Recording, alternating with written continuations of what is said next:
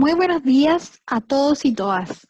El día de hoy damos inicio a una nueva jornada de capacitación en contexto de terapia ocupacional en personas con COVID-19. Quiero dejar con ustedes a Cristóbal. Cristóbal nos va a presentar a nuestros expositores y va a moderar la jornada del día de hoy. Cristóbal es terapeuta ocupacional y es vicepresidente de la División de Fonoaudiología y Terapia Ocupacional de la Sociedad Chilena de Medicina Intensiva. Cristóbal, cuando quieras puedes iniciar. Perfecto, muchas gracias Ana, buenas tardes, bienvenidas todas y todos. En primer lugar agradecer este espacio y a todas las personas que pueden participar de quienes exponen, quienes coordinan y quienes ingresan a escuchar el día de hoy. Y hoy es súper especial porque iniciamos entonces este ciclo de charlas de terapia ocupacional en personas con COVID-19 y desde nuestro punto de vista de la terapia ocupacional sabemos que la rehabilitación temprana es muy importante en los cuidados intensivos, así que nos emociona mucho poder contar con estas capacitaciones durante esta semana. Estaremos, recuerden, desde hoy lunes hasta el día jueves a las 12. Ya nos vamos a encontrar todos esos días con distintos temas. Para abrir entonces este ciclo de charlas, hoy día contamos con Sebastián Gallegos Berríos. Sebastián es terapeuta ocupacional, magíster en neurociencias, académico del Departamento de Terapia Ocupacional de la Universidad de Chile y del Hospital Clínico de la Universidad de Chile, y también es miembro de nuestra división de Fonoaudiología y Terapia Ocupacional de la Sociedad Chilena de Medicina Intensiva. Así que les dejaremos con él enseguida. Durante el transcurso de la presentación, recuerden que se puede utilizar el chat para ir realizando las preguntas, y al final de la presentación habrá un espacio de tiempo para que estas puedan responderse. Así que, sin más que decir, dejo con ustedes entonces a Sebastián Gallegos. Muchas gracias, Cristóbal, de poder iniciar esta serie de charlas organizadas por el Hospital Digital en conjunto en la Sochimi. En esta presentación vamos a revisar aspectos fundamentales del rol del terapeuta ocupacional en la unidad de pacientes críticos, que han sido actualizados a través de la evidencia existente sobre el tratamiento de personas con COVID-19. Iniciaré esta presentación en primer lugar conceptualizando el perfil del paciente crítico con la evidencia en un contexto pre-pandemia, para posteriormente revisar la evidencia que existe en la fecha asociado al perfil de pacientes críticos con COVID-19 y las repercusiones funcionales que estas reportan hasta el día de hoy a través de la evidencia existente. Y para finalizar, mostraré aspectos simplemente generales de nuestra labor en el contexto de pacientes críticos, insisto, de forma muy general, ya que serán realizadas posteriormente durante estos días de forma mucho más específica a través de destacados colegas expertos en el área. Según la información del buscador PubMed, si bien este contexto para los terapeutas ocupacionales no es un hábitat natural, el reporte de la evidencia muestra que la terapia ocupacional ha estado presente en la unidad de pacientes críticos desde el año 60. Sin embargo, en los últimos 10 a 15 años ha existido un desarrollo exponencial y sostenido en relación a la investigación y a la evidencia que sustenta nuestra labor, demostrando a través de nuestra praxis la gran eficiencia, seguridad y mostrando que somos un gran aporte en esta área.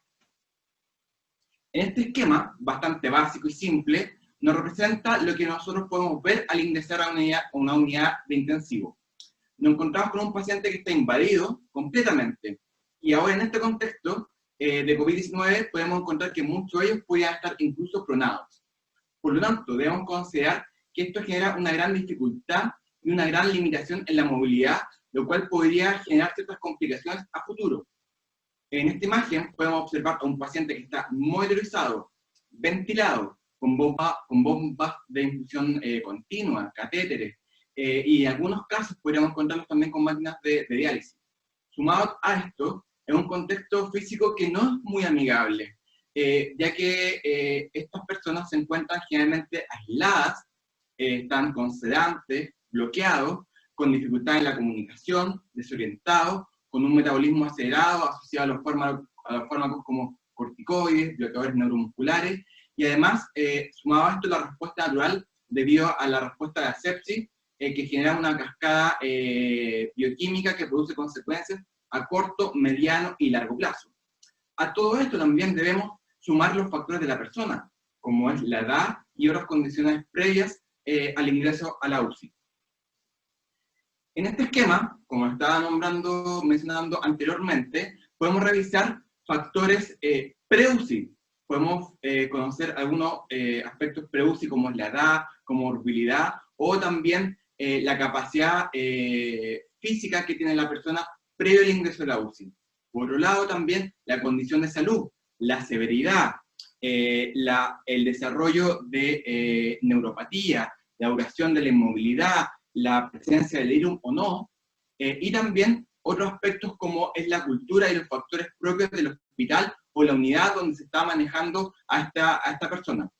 Todo esto, en suma, de alguna forma, va a ir afectando de uno u otro modo el funcionamiento en los distintos sistemas neurológicos, cardiovascular, respiratorio o neuromuscular. También es importante mencionar que dentro de la cultura del hospital es importante también cómo se predispone, cómo es la expertise de todo el personal, qué tan preparado puede estar, el conocimiento del equipo, disponibilidad de recursos para iniciar la rehabilitación y la movilización precoz. Por lo tanto, todos esos factores también van a ir impactando en el funcionamiento de la persona. Ahora bien, entrando en terreno, ¿cuáles son las principales complicaciones motoras? Encontramos desde las complicaciones a nivel motor el desarrollo de la debilidad adquirida en UCI, que es uno de los cuadros más frecuentes en este tipo de paciente, la cual se define como un síndrome de debilidad en extremidades generalizado, que se van desarrollando en un paciente crítico que no se puede explicar su desarrollo por otra razón que no sea la enfermedad crítica por la que está hospitalizado. Y como se observa en el cuadro de la izquierda, se clasifican en varios tipos, pero explicaré los principales. Por ejemplo, la CIP, que es la polineuropatía, es una alteración axonal distal de corte motor sensitivo que afecta principalmente extremidades y músculos respiratorios. La SIM, por su parte, es la miopatía, que es una difusión musculoesquelética del paciente crítico que deriva de una combinación de variables que disminuyen la masa muscular y deteriora también la contractibilidad del músculo. En la clínica, generalmente encontramos una mezcla de ambos. Algunos datos de incidencia, podemos mencionar que, por ejemplo, en el caso de la CIP, se desarrolla en cerca del 60% de los pacientes que presentan síndrome de estrés respiratorio agudo, y la SIM se desarrolla cerca de un 40% en los pacientes que ingresan a la UCI, y cerca de un 70% en los que llevan más de 7 días en la UCI. Al lado derecho podemos ver un esquema clásico que muestra los factores que provocan la disfunción de la unidad motora, del nervio, de la unión y la fibra musculoesquelética. Recordando que esta es una sinapsis particular, que es una sinapsis de tipo neuroquímica mediada por acetilcolina. En este esquema de Chiffol se muestra la cascada en la cual podemos observar y considerar que la sepsis y la inflamación sistémica genera una falla orgánica múltiple, y asimismo provoca una liberación de factores de crecimiento tumoral, interleuquina y otras sustancias que responden a la inflamación. Por otro lado, otros factores como el reposo en cama, la sedación, algún trauma, esto conlleva a la inmovilización. Sumado a esto, el uso de fármacos como corticosteroides o bloqueadores neuromusculares también son considerados como factores desencadenantes de la debilidad adquirida en UCI. Ahora acá en el centro, todos estos antes mencionados genera una atrofia de las fibras musculares tipo 2, pérdida selectiva de la miocina y limitación de la excitabilidad de la membrana muscular. Estas dos primeras están asociadas a un fenómeno de aumento de la degradación y disminución de la síntesis de proteína, generando a su vez atrofia en la fibra muscular, provocando la debilidad adquirida en UCI. Ahora bien, no quiero quedarme exclusivamente con la explicación de la fisiopatología, sino que también esta condición tiene consecuencias importantes una vez egresado del hospital. A través, en el gráfico de la izquierda, de un estudio sobre vida al egreso del hospital, se muestra este gráfico de Kaplan-Meier cómo se indica que existe un peor pronóstico de sobrevida en personas que han desarrollado la debilidad adquirida en UCI en comparación a los que no. Y a la derecha, en el mismo estudio de Hermans, podemos también identificar la severidad de esta debilidad a través de una regresión de Cox para la supervivencia del primer año después del alta de la UCI. La curva de supervivencia que se puede observar muestra visualmente el modelo de tiempo de supervivencia en cada categoría que fue clasificado al paciente al momento del alta. Por lo tanto, podemos sostener que una persona con un peor puntaje en la escala de MRC al alta posee un peor pronóstico de sobrevida al año de egreso de la UCI.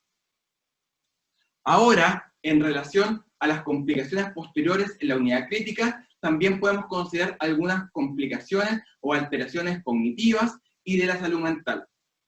En el primer grupo de las alteraciones cognitivas podemos encontrar dificultades post-UCI, por ejemplo, alteraciones asociadas a lo que es la memoria, la concentración, la atención y función ejecutiva. Y en cuanto a lo que son salud mental, podemos encontrar la depresión, la ansiedad, el estrés postraumático, y a este último grupo también podríamos incluir lo que son las alteraciones del sueño. Algunos datos en relación a estas complicaciones afectivas, podemos encontrarlo en un desarrollo de diversos signos a lo largo del tiempo. Es como, por ejemplo, podemos ver que el estrés se presenta en un 60% de los pacientes críticos. Los síntomas de estrés podrían continuar incluso hasta los 12 meses después del alta. La ansiedad, por ejemplo, está presente en un 85% de los pacientes críticos, y los síntomas ansiosos también se pueden permanecer hasta un año después del alta. Y la depresión estaría asociado a un 42% de los pacientes críticos y se correlaciona con la severidad también y gravedad que tiene esta enfermedad. Las complicaciones en cuanto a lo que es salud mental, podemos encontrar que existen algunos factores de riesgo. Por ejemplo, la depresión está asociada a memorias traumáticas en la UCI, también a algunas dificultades físicas, y esto está presente de cerca de un 28 a un 33% de las personas que egresan de la UCI y presentan depresión o cuadro depresivo. En cuanto al estrés postraumático, lo podemos encontrar desde un 5 a un 64%, y está asociado principalmente a episodios de sedación, agitación y también contención física. Y por otro lado, la ansiedad, que está presente en cerca de un 12 a un 43%, lo encontramos principalmente más prevalente en mujeres, en personas jóvenes y también en niveles más bajos. Y claramente también que existen algunos cuadros psiquiátricos previos también podrían estar asociados a una mayor prevalencia en lo que es la ansiedad. Ahora en este esquema podemos observar la secuencia también del deterioro post-UCI a nivel cognitivo. Arriba en la izquierda observamos los mecanismos de injuria, la anoxia, las alteraciones a nivel de la permeabilidad de la sangre. Al lado izquierdo, abajo, en el cuadro amarillo, también podemos encontrar los factores de riesgo que podríamos encontrar en una disminución del desempeño cognitivo, por ejemplo, la edad avanzada o la presencia de delirium, entre otros. En el cuadro verde de abajo podemos encontrar las consecuencias cognitivas que podrían provocarse en la unidad de pacientes críticos. Y en el cuadro celeste de la derecha podemos encontrar la trayectoria que va desde un desempeño normal hasta limitaciones leves y crónicas.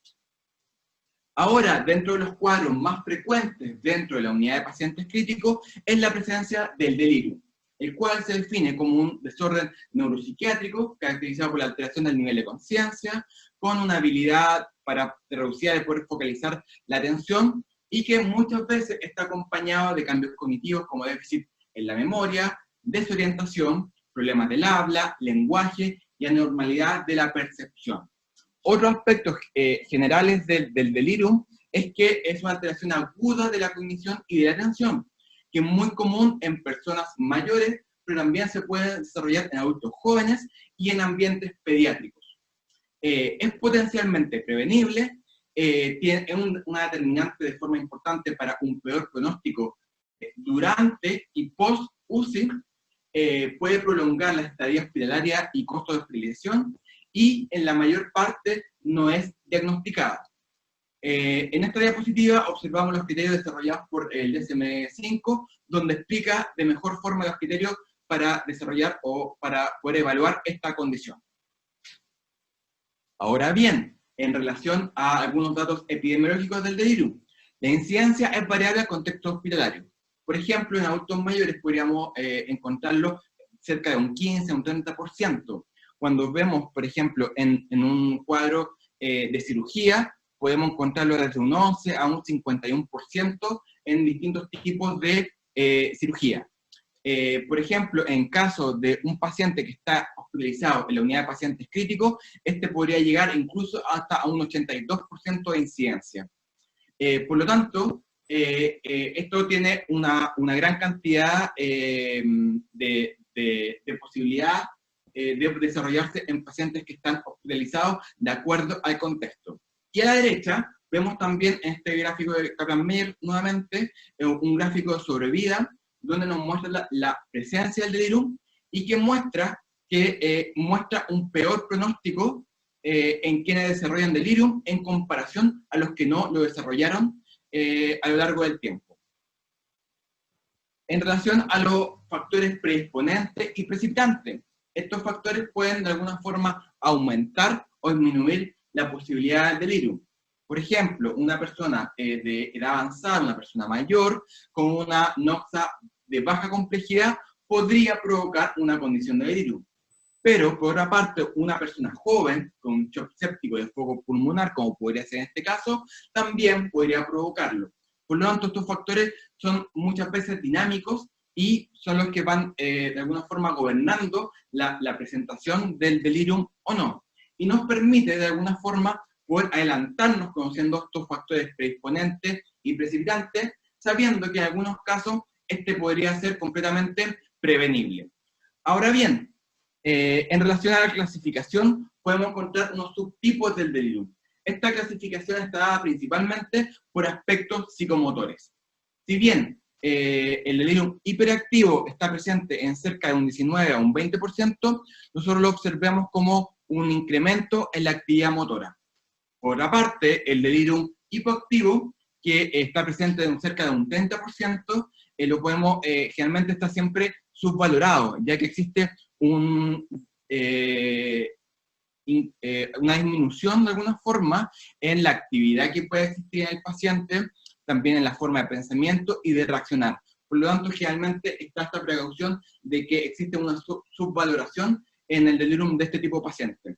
Y por otro lado, también hay una presentación mixta que se encuentra en cerca del 50% de los pacientes, que se explica a través de una fluctuación de los aspectos psicomotores durante el día. En la mañana podría estar con una condición y en la tarde podría estar asociado a otra condición. Ahora bien, consecuencias.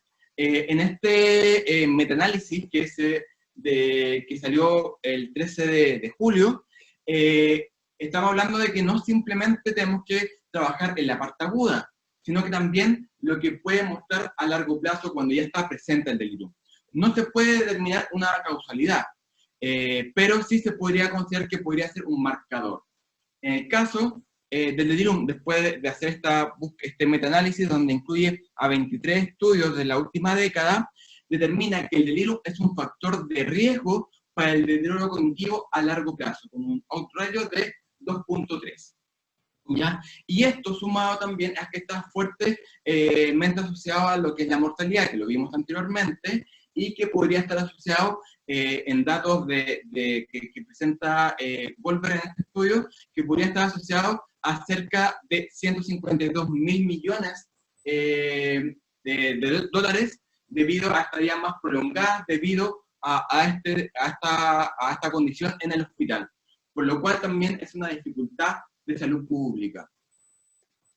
Y para finalizar un poco y resumir todo lo que son las complicaciones afectivas en un contexto de pandemia, también hay algunos estudios que asocian que la mayor cantidad de días de delirium también provocan un mayor deterioro cognitivo a los 3 y 12 meses. Mayor cantidad de delirium también podría estar asociado a una menor densidad de la sustancia blanca del cuerpo calloso y la cápsula interna, una medición de 3 y 12 meses. Un 44% de las personas con delirium no retornan al trabajo al año de ingreso de la UCI.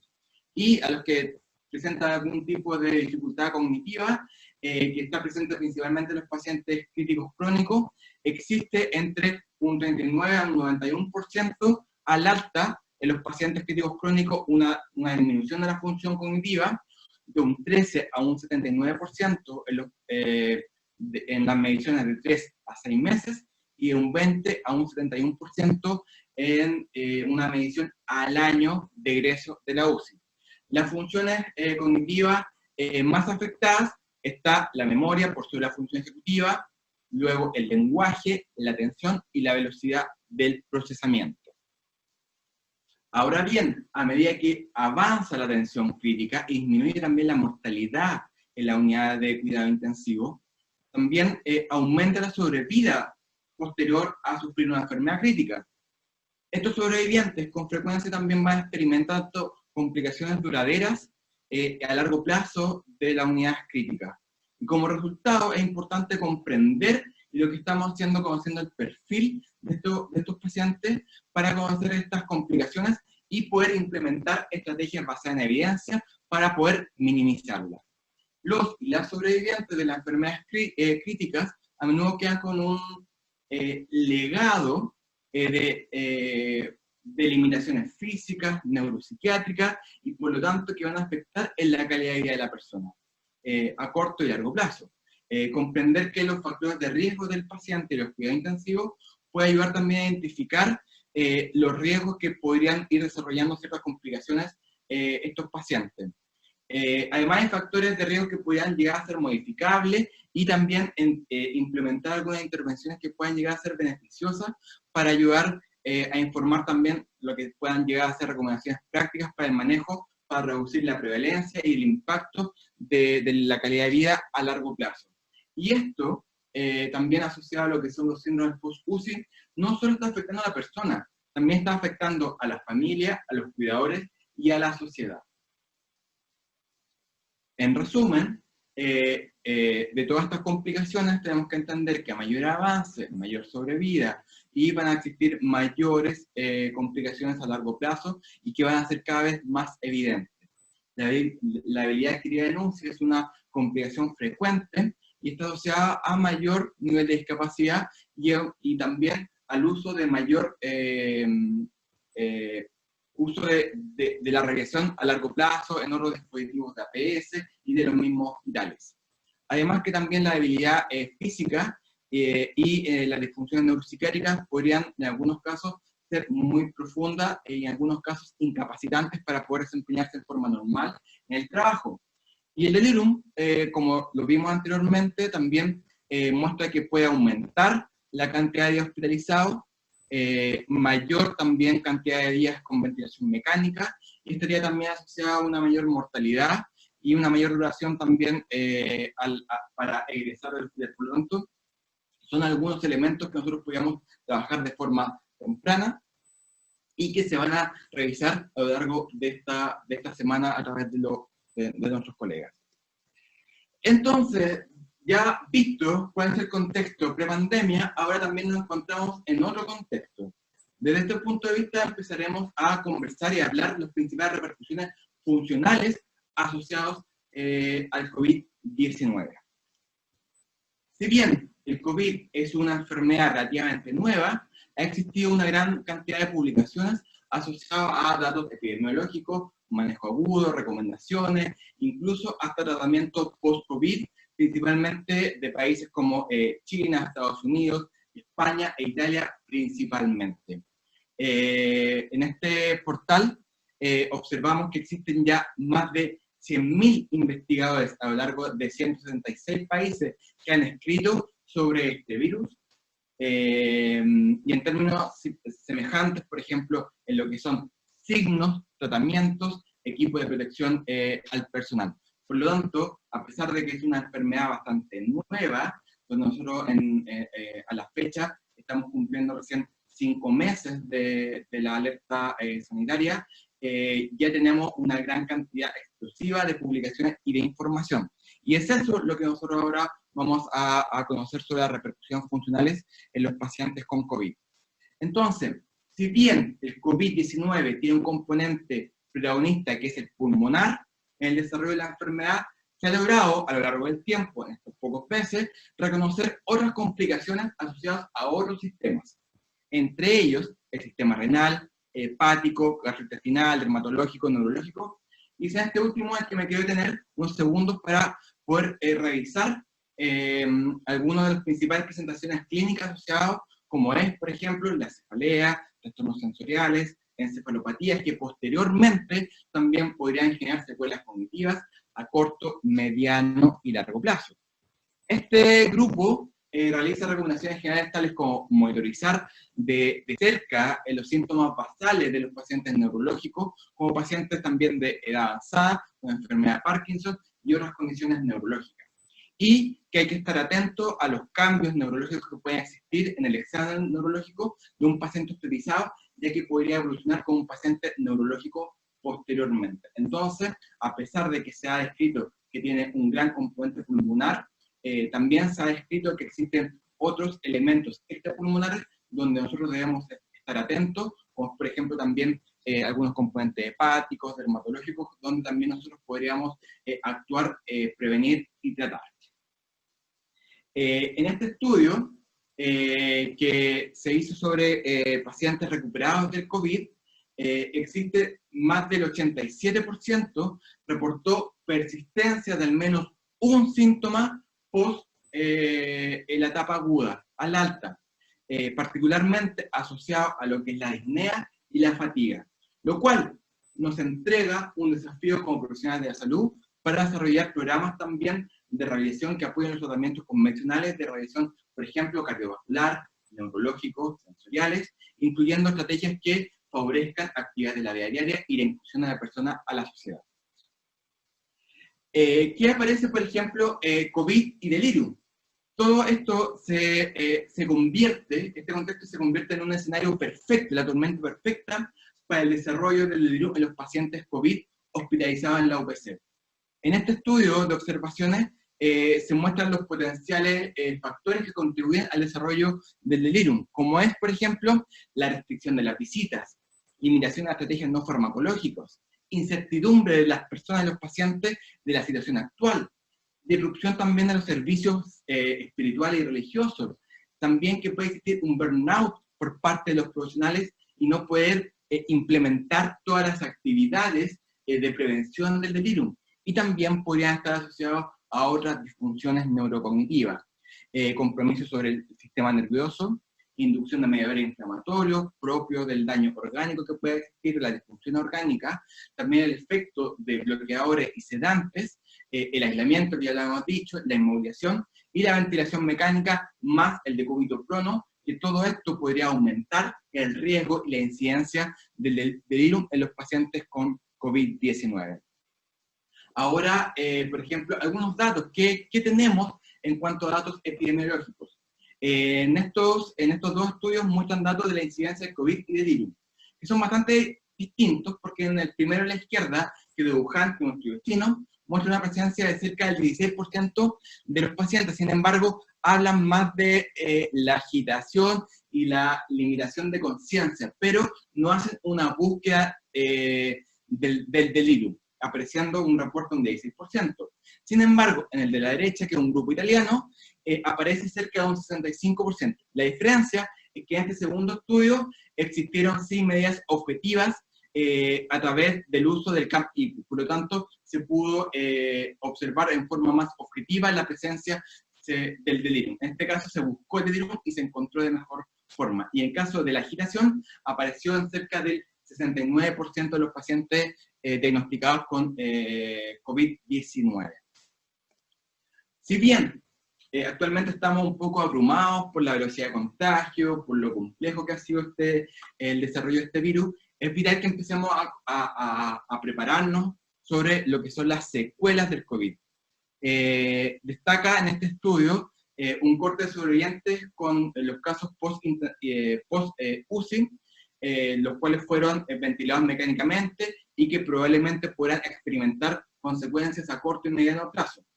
El síndrome post-UCI afecta principalmente, en caso de COVID, a algunas limitaciones cognitivas como la memoria, atención, dificultades visoespaciales, dificultades psicomotoras, impulsividad, en cuanto a lo que es salud mental, lo que es ansiedad, depresión, estrés postraumático, y estaría también asociado a lo que son algunas dificultades físicas como la disnea y algunas disminuciones en la capacidad pulmonar, principalmente, presencia de dolor, disfunciones sexuales, intolerancia o baja tolerancia al trabajo de ejercicios, neuropatía, debilidad adquirida, paresia y fatiga severa. Entonces, de alguna forma nos muestra este llamado, este comunicado, que debemos estar atentos a poder prevenir y tratar de forma precoz y eficaz a todas las complicaciones cognitivas, salud mental y físicas que pueden aparecer. Ahora les recomiendo poder revisar esta guía rápida, que es una búsqueda rápida que se actualiza mes a mes en cuanto a rehabilitación, y se hace una actualización mensual de acuerdo a la demanda que existe en cada momento. Y, por ejemplo, la del 30 de abril entrega recomendaciones al inicio de la rehabilitación, entregando criterios y recomendaciones. Por ejemplo, recomendaciones asociadas a lo que se debe hacer en teletrabajo, asegurar también la seguridad de los pacientes como del personal de salud, y también establecer criterios de admisión en los programas de rehabilitación. Por lo tanto, es bastante clara y es muy recomendable que la puedan revisar, ya que se está actualizando mes a mes con la evidencia existente a la fecha. En relación a otras recomendaciones generales, también la Organización Panamericana y la OMS también está sugiriendo ciertas recomendaciones asociadas al rol de la rehabilitación y el manejo de personas con COVID en su forma más severa, en el cual trabajar en lo que es la función pulmonar, la dificultad que pueda existir, la baja disponibilidad o la baja condición que pueda existir a nivel físico, el delirium y otras también dificultades cognitivas, también las dificultades sobre la alimentación y la comunicación, y también el soporte, las necesidades asociadas a lo que son apoyo psicosocial y lo que es salud mental. Entonces, a nivel de todo el equipo de revisión también existe evidencia, existen recomendaciones de expertos asociados a lo que es las recomendaciones de rehabilitación. Concretamente, ahora también que existe la evidencia sobre las recomendaciones generales de terapia ocupacional. También existen guías, por ejemplo, la MASTER, o también el Royal College of OT, que también trae algunas recomendaciones sobre el trabajo agudo, que es la prevención, detección y monitoreo del delirium, evaluación también de las complicaciones físicas, cognitivas, consideración también de aspectos mentales. Y también hacer recomendaciones con respecto a etapas subagudas y crónicas en los pacientes con COVID-19. Por otra parte, también las recomendaciones inglesas hacen recomendaciones incluso mucho más específicas sobre qué hacer en las complicaciones cardiopulmonares, qué hacer, por ejemplo, en las dificultades musculoesqueléticas, neurológicas y fisiológicas. Ahora, ¿qué es lo que hacemos y compartir? ¿Qué es lo que estamos haciendo nosotros en nuestro país? ¿Qué es lo que estamos haciendo, por lo menos, en el lugar donde yo estoy trabajando, que es el Hospital Clínico de la Universidad de Chile? Nosotros los objetivos que hemos planteado principalmente en la unidad de pacientes críticos es promover también lo que es la función máxima posible necesaria para poder desarrollar las actividades del área aérea, dentro de lo posible y la forma más rápida posible. Aumentar también la capacidad de interacción del paciente con el objeto y con las personas que nos rodean. Entonces estamos trabajando de forma muy precoz para mejorar el nivel de atención y de comunicación con las personas.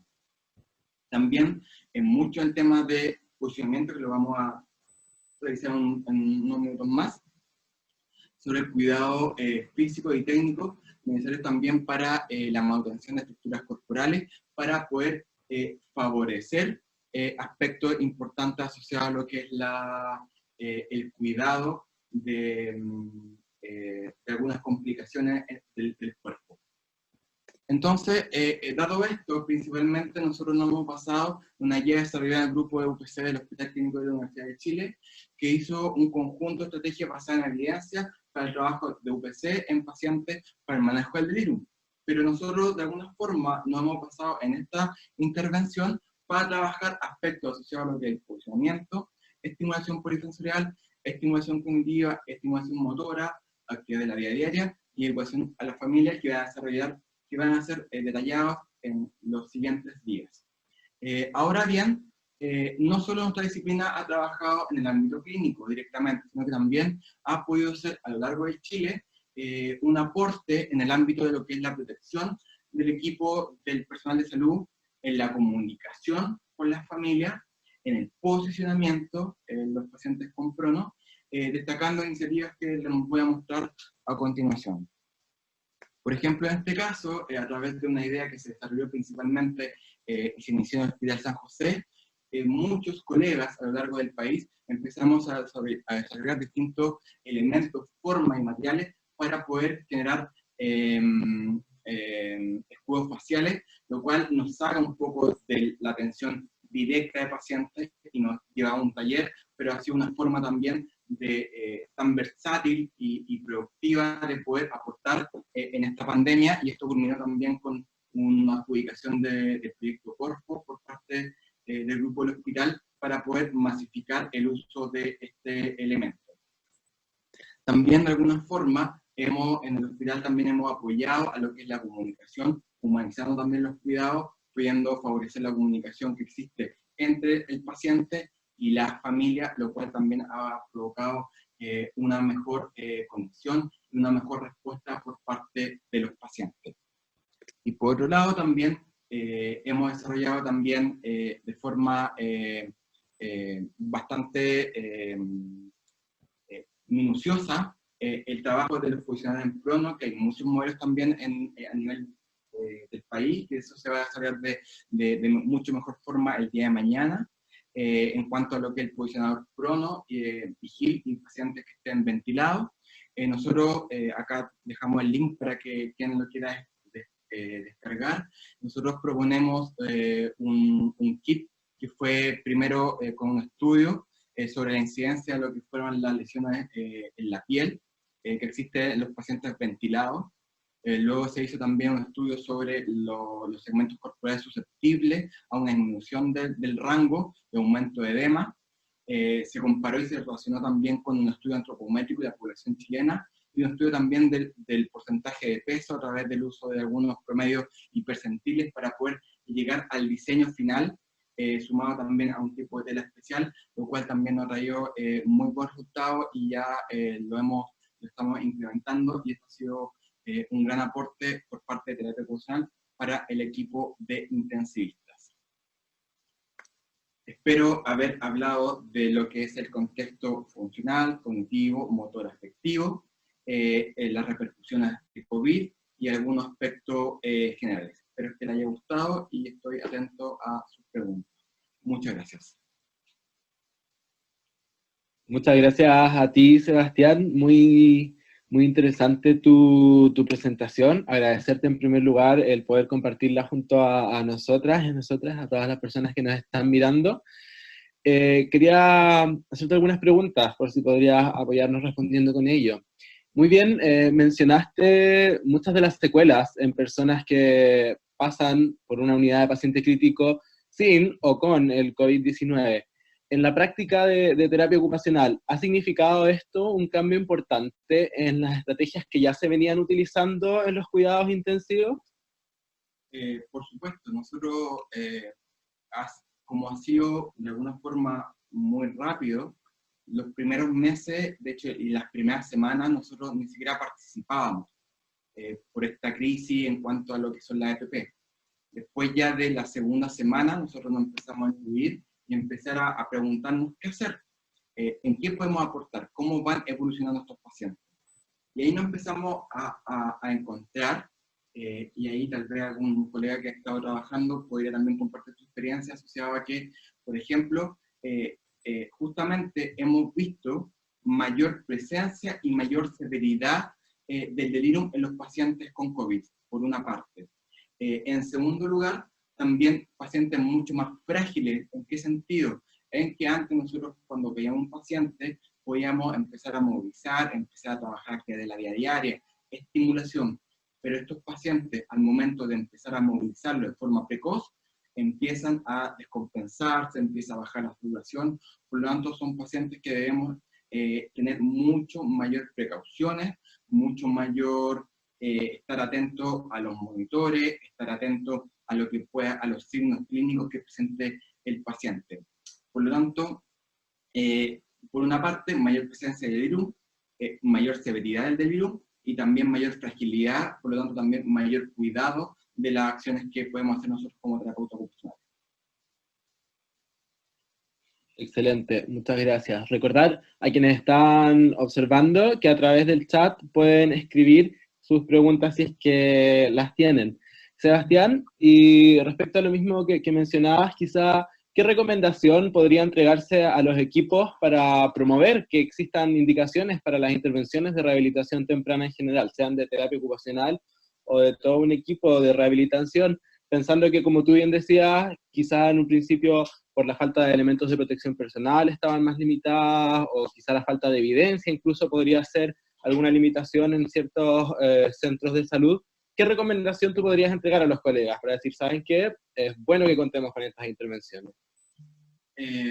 Volviendo un poquito a la época pre-pandemia, en los últimos 10, 15 años se ha trabajado mucho en lo que son el síndrome post-UCI.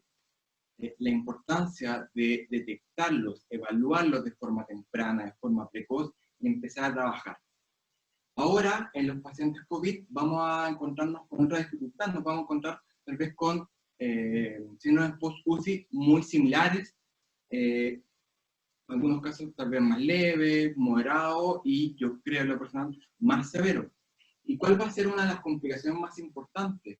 Es que ahora, como estamos en un contexto de pandemia, el día de hoy aún estamos confinados con una cuarentena bastante estricta, la capacidad y la posibilidad de poder rehabilitarnos de forma temprana, ir a los centros de salud, poder empezar a buscar lo que es la rehabilitación, ir al centro de CCR, atención primaria, va a estar muy limitado. Por lo tanto, nosotros lo que se sugiere es poder trabajar de forma más temprana para poder eliminar o hacer también disminuir la cantidad de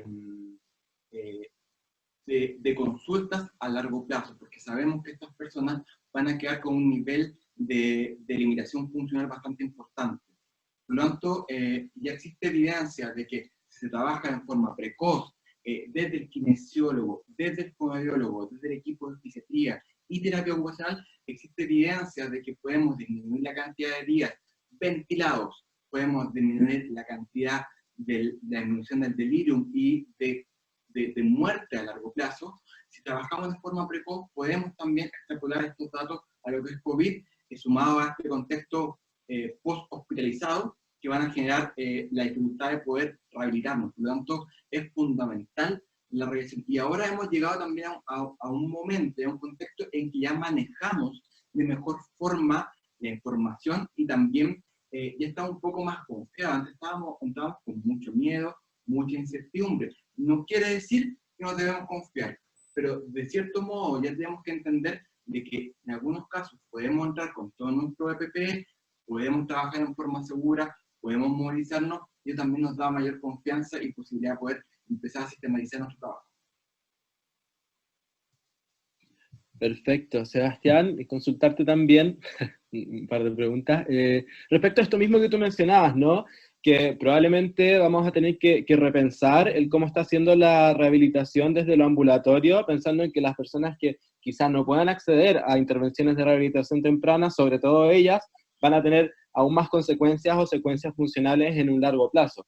¿Existe alguna estrategia de la que se esté conversando actualmente, pensando en una modificación de cómo estamos realizando las atenciones de rehabilitación ambulatoria hoy? Esta pandemia multifactorial de naturaleza, económica y de salud ha sacado algunos aspectos negativos de nuestra sociedad, pero por otra parte también ha sacado aspectos muy positivos. Tengo entendido de que en los otros colegios de fonología, en la misma Sochimi, en el colegio de terapeutas ocupacionales, había un trabajo tremendo, incluso con otros países. Se ha reactivado también el trabajo gremial y el trabajo técnico. También tengo entendido que el MINSA está trabajando también con un equipo técnico en el cual está desarrollando guías. Por lo tanto, eso ha sido uno de los aspectos más positivos de esta pandemia, que ha sacado también lo mejor de nosotros. Dicho eso, También esta pandemia nos ha permitido empezar a trabajar sobre otras estrategias como es la telemedicina. Y en ese sentido hay que empezar también a utilizar esta herramienta, que sabemos que no es para todos, pero de alguna forma empezar a trabajar y crear planes estratégicos de cómo trabajar en la unidad de pacientes críticos, en la unidad de sala, cuando antes de que se esté teniendo de alta, hacer las evaluaciones adecuadas, identificar y cómo entregar tal vez una pauta de ejercicios que se puedan llevar a la casa y empoderar también, empezar a incluir a lo que es la familia, de que tal vez nosotros no seamos quienes seamos los que vamos a estar ahí contando, revisando los ejercicios, pero tal vez sea la familia. También aprovechar lo que es la telemedicina para poder hacer un seguimiento, empezar a hacer un trabajo en la etapa aguda, subaguda y en la etapa de rehabilitación. Por lo tanto, crear trabajo y la herramienta telemedicina y empezar también a búsqueda de cómo empezar este trabajo de desconfinamiento. Puede empezar de forma estratégica, no sobresaturar el sistema, pero también esta estrategia de distancia y de educación, lo que está haciendo la plataforma Hospital Digital o algunas universidades, algunos centros de salud que han entregado material que está en YouTube, está en otras plataformas para poder educar también a la población. Por lo tanto, creo que se ha estado trabajando, hay que hacerla visible y hay que hacerla llegar a nuestros usuarios. Perfecto. Muchas gracias, Sebastián. ¿Se podría hacerte alguna pregunta más? ¿Te parece? Sí, por supuesto. Varias personas han consultado respecto a las evaluaciones que se están utilizando, sobre todo en el tema de funcionalidad, tanto para personas que estén ya hospitalizadas, como incluso para hacer un seguimiento en contexto de síndrome post-UCI. No sé si has tenido la oportunidad de comentarnos brevemente sobre eso, aparte. Honestamente, cuando nosotros partimos, esto de alguna forma nos pilló también muy rápido, no nos subimos a adaptar el primer momento. Sin embargo, a lo largo del tiempo y los meses, empezamos nosotros por lo menos a incluir algunas pautas de evaluación. Por ejemplo, nosotros en nuestra evolución detectamos durante todas las atenciones la presencia o no del delirium, para empezar a ver si va a existir alguna dificultad más adelante. Nosotros, por lo menos en nuestro hospital, tenemos certificación con el FIM, que es una herramienta de evaluación de la actividad de la vida diaria, de la independencia de la vida diaria, pero como muchas veces es un poco extensa, por lo tanto también es una posibilidad de poder determinarlo a través del Bartel, no sería de mala forma, complementarlo con otras pautas que también aplican otros colegas kinesiólogos, por ejemplo, de Philip Stan, que ha sido una pauta de evaluación bastante óptima, el MOCA, mínimamente en algunos casos cuando se pueda aplicar, pero nosotros por lo menos lo que hemos estado aplicando ha sido principalmente tolerancia al esfuerzo, CALCU, FIM, basal, durante y al alta, esas son las actividades por lo menos que nosotros llevamos a cabo, pero hoy ya estamos en condiciones de poder llevar a cabo ese un seguimiento a lo largo del tiempo. Evaluación de fuerza, MRC simplemente, nada con dinamómetro porque por temas de higiene. Súper. Sebastián, dos preguntitas más, me parece, y con eso vamos por cerrado. Está muy interesante toda esta conversación. Hay una pregunta que va orientada acerca de cómo es el trabajo con el equipo en estas intervenciones de rehabilitación, en conjunto con kinesiología o fonoaudiología, para que la rehabilitación sea integral. ¿Existe en el contexto actual la oportunidad de trabajar en conjunto?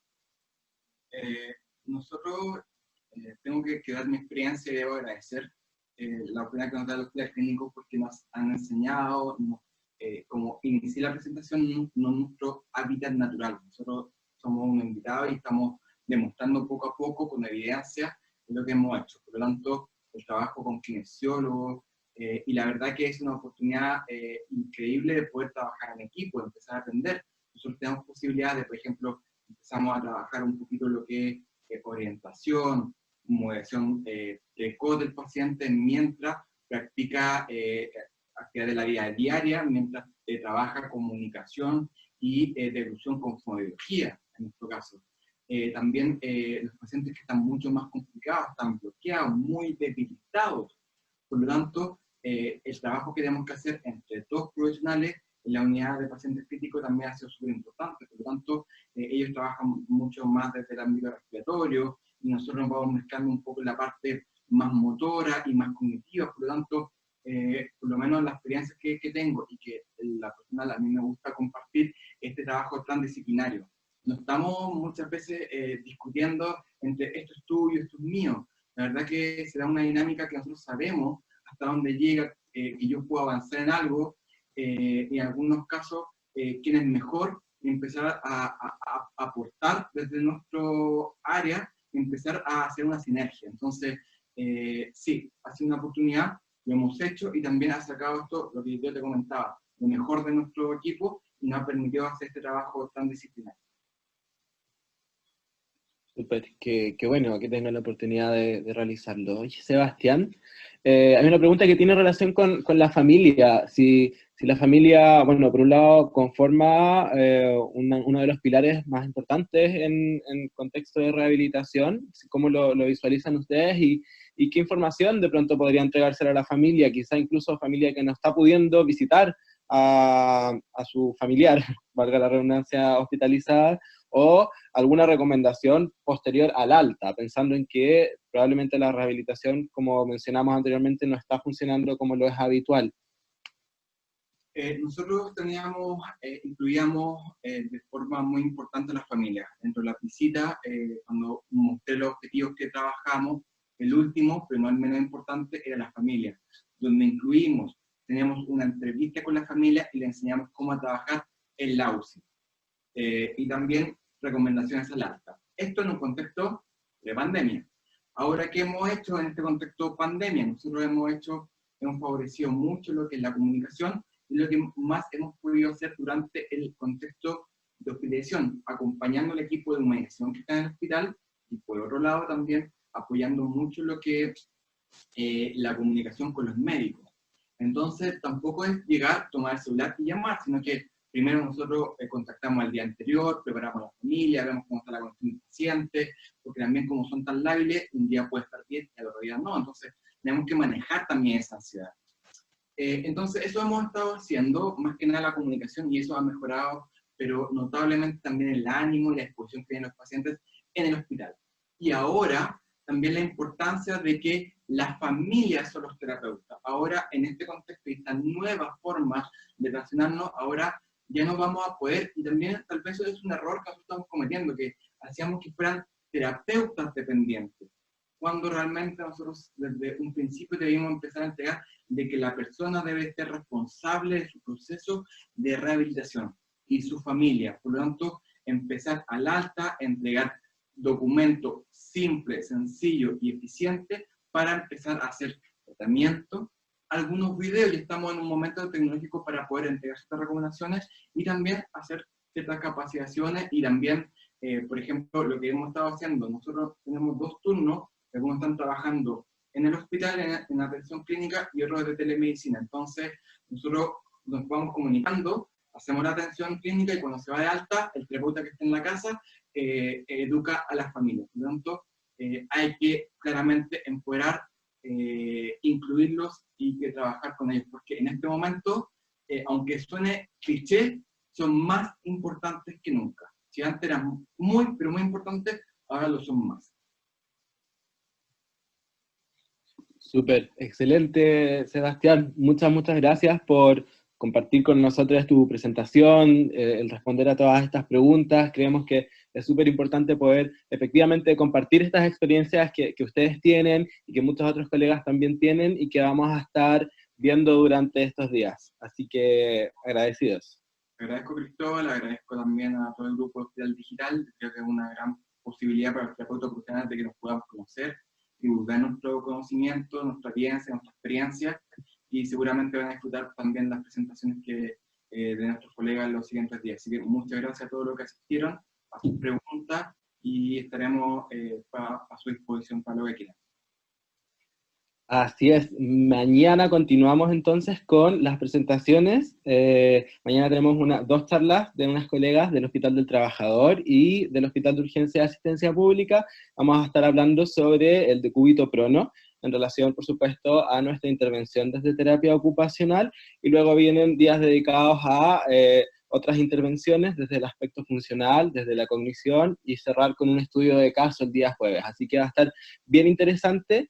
Algunas de las preguntas que quizás estaban para el día de hoy, que no se abordaron tan en profundidad, van a estar incorporadas dentro de los temas que vienen a continuación, ya del delirium, de la cognición, enfocado más bien hacia la intervención propiamente tal, ya que hoy día revisamos más que nada relacionado a las repercusiones funcionales, como bien dijo Sebastián en su presentación. Así que están todas y todos invitadas a participar en los siguientes días. Les agradecemos que hayan podido conectarse, y por supuesto que pueden revisar esta presentación nuevamente si quisieran, o compartirla también con quien no haya podido estar presente, ya en el sitio oficial de YouTube de Hospital Digital. Así que nada, cerramos por el día de hoy, justo a las 13 horas, y nos encontramos nuevamente el día de mañana. Que estén muy bien.